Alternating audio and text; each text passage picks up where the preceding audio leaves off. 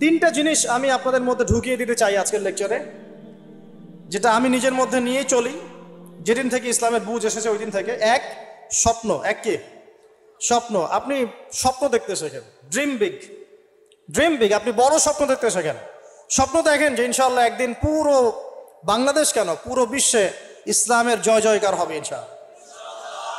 কথিত ইসলাম না, প্রকৃত ইসলাম ইনশাআল্লাহ। কথিত আর প্রকৃত ইসলাম কিন্তু এক না। কথিত ইসলাম মানে ইসলামের নামে ধর্ম ব্যবসাও আছে, ইসলামের নামে মাজার পূজা আছে, ইসলামের নামে অনেক ভণ্ডামি আছে না? ইসলামের নামে অনেক কিছু চলে যেগুলো আসলে ইসলামের সাথে সম্পর্কিত না, মানুষ করছে, মানুষ ইসলাম মনে করে। আমরা কথিত ইসলামের কথা বলছি না, প্রকৃত ইসলামের কথা বলছি। কোন ইসলাম? যে ইসলাম রাসূল সাল্লাল্লাহু আলাইহি ওয়াসাল্লামের যুগে ছিল, সেই ইসলাম। যে ইসলাম আবু বকর সিদ্দিকের যুগে ছিল, যে ইসলাম উমর ইবনুল খাত্তাবের যুগে ছিল, যে ইসলাম ওসমান আলী রাদিয়াল্লাহু আনহুমা তাদের যুগে ছিল, যে ইসলাম আদম থেকে নিয়ে মুহাম্মদ সাল্লাল্লাহু আলাইহি ওয়াসাল্লাম পর্যন্ত 1,24,000 নবী রাসূল আল্লাহর জমিনে প্রতিষ্ঠা করে গেছেন, ওই ইসলামের কথা বলছি। বড় স্বপ্ন দেখেন ইনশাআল্লাহ। এই স্বপ্নে আমিও একটা ভূমিকা রাখবো ইনশাআল্লাহ। এই স্বপ্নটা নিজের মধ্যে সেট করেন, তাহলে আপনার মধ্য দিয়েও ইসলাম একটা খেদমত পাবে ইনশাআল্লাহ।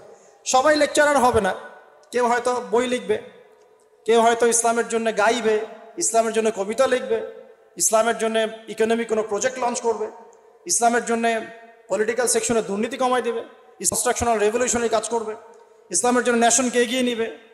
এমনকি ইসলামের জন্য কেউ যদি একটা খুতবাও দেয়, এটাও তো ইসলামের খেদমত হলো নাকি? একটা মসজিদ করে, একটা মাদ্রাসা করে, ইভেন একটা মাহফিল অ্যারেঞ্জ করে, এটাও কি ইসলামের খেদমত না?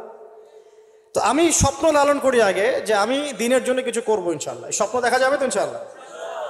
আগে স্বপ্ন দেখেন। 2 নাম্বার, স্বপ্নের সাথে সাথে লক্ষ্য স্থির করতে হবে। লক্ষ্য স্থির করতে হবে। লক্ষ্যটা কি? এই লক্ষ্য নিয়ে কথা বলতেই শুরু করেছে। লক্ষ্যটা হবে পরকাল। লক্ষ্যটা কি? লক্ষ্য একটাই, জান্নাত। লক্ষ্য কি? জান্নাত। এই লক্ষ্যে কাজ করতে গিয়ে যদি আল্লাহর পথে আপনাকে গালি খেতে হয়, সমালোচনা শুনতে হয়, আপনার শারীরিক, মানসিক, অর্থনৈতিক নির্যাতন সহ্য করতে হয়, দেখবেন আপনি মন থেকে সুকুন, শান্তি ফিল করছেন। এই পথে যদি হোঁচট খেয়ে পড়েও যান, শান্তি লাগবে, ভালো লাগবে যে আমি আল্লাহর জন্য করেছি, আল্লাহ আমাকে এটার আজর দিবেন ইনশাআল্লাহ। মানুষ আমাকে অনেক ভালো বলছে, এর মানে এই নয় যে আমি জান্নাত পেয়ে গেছি। আবার মানুষ আমাকে ছিছি করছে, এর মানে এই নয় যে আমি জাহান্নামে চলে গেছি। প্রকৃত ভালো আর মন্দের মানদণ্ড আল্লাহ ফিক্স করবেন ইনশাআল্লাহ কাল কিয়ামতের মাঠে। ফামান যুহজিহা আনিন নার ওয়া উদখিলাল জান্নাতা ফাকাদ ফাজ। ওই দিন আল্লাহ পাক যাদেরকে জাহান্নামের আগুন থেকে বাঁচাবেন, জান্নাতে ঢোকাবেন, একমাত্র তারাই সফল, আর কেউ সফল নয়। আমি বলি এই আয়াত হচ্ছে, দিস আয়াত is the definition of success. এই আয়াত হচ্ছে সাফল্যের সংজ্ঞা। এই যে সাফল্য সাফল্য বলি আমরা, বাবা তোমাকে সফল হতে হবে, মা তোমাকে সফল হতে হবে, হ্যাঁ, what is the definition of success? আপনারা কি মনে করেন সাফল্যের সংজ্ঞা কি? দিস আয়াত, এই আয়াত সূরা আলে ইমরান, দ্য ভার্স নাম্বার 185, 185 নম্বর আয়াত সূরা আলে ইমরান। এই আয়াতটা হচ্ছে দ্য ডেফিনেশন অফ সাকসেস, সাফল্যের সংজ্ঞা। ফামান যুহজিহা আনিন নার ওয়া উদখিলাল জান্নাতা ফাকাদ ফাজ। যাকে জাহান্নামের আগুন থেকে কাল কিয়ামতের মাঠে বাঁচানো হবে এবং জান্নাতে ঢুকিয়ে দেওয়া হবে, বাস সে ব্যক্তি সফল, আর কেউ সফল না। এই বিশ্বে বহু বড় বড় মানুষ চলে গেছে, ফেরাউন এবং নমরুদ, আবু জেহেল, আবু লাহাব, উতবা, সাইবা, হ্যাঁ, মঙ্গলরা চলে গেছে, আলেকজান্ডার দ্য গ্রেটের আমল ছিল, হ্যাঁ, কত বড় বড় হিস্ট্রি, রোমকরা ছিল, গ্রিকরা ছিল, পার্সিয়ানরা ছিল, ছিল না? সভ্যতা পড়েছেন তো এগুলো, হিস্ট্রিগুলো। চাইনিজদের সভ্যতা ছিল, রাশিয়ান কন্টিনেন্ট ছিল, কত বড় বড় সভ্যতা পৃথিবী থেকে চলে গেছে। এগুলো তো আমরা জানি। আর যেগুলো কোরআন বলেছে, নূহের জাতি, আদ, সামুদ, মাদিয়ান, কওমে লূত, কত জাতি পৃথিবী থেকে চলে গেছে। আমরা তো শেষের দিকে আছি। মানে আমাদের আর কিয়ামতের মাঝখানে ডিস্টেন্স হচ্ছে আসর থেকে মাগরিব পর্যন্ত সময়। এই উম্মত এবং কিয়ামতের মাঝখানে ডিস্টেন্স হচ্ছে আসরের নামাজ থেকে মাগরিব পর্যন্ত সময়।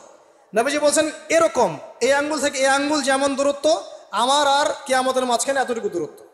সো হিস্ট্রি তো শেষ, আমরা শেষের দিকে আছি। শেষের দিকে আসবে দাজ্জাল, ইয়াজুজ মাজুজ, ঈসা ইবনে মারইয়াম, ইমামুল মাহদি। আস্তে আস্তে ইসলামী খেলাফা স্টোর হবে, মানুষ আবার খারাপ হবে, ওদের সামনে কিয়ামত হবে। That's all. পশ্চিম দিক থেকে সূর্য উঠবে, এগুলো বাকি আছে। আর ভূমিকম্প, কিছু ভূমিকম্পের বছর, বড় বড় কিছু প্রাকৃতিক বিপর্যয় বাকি আছে।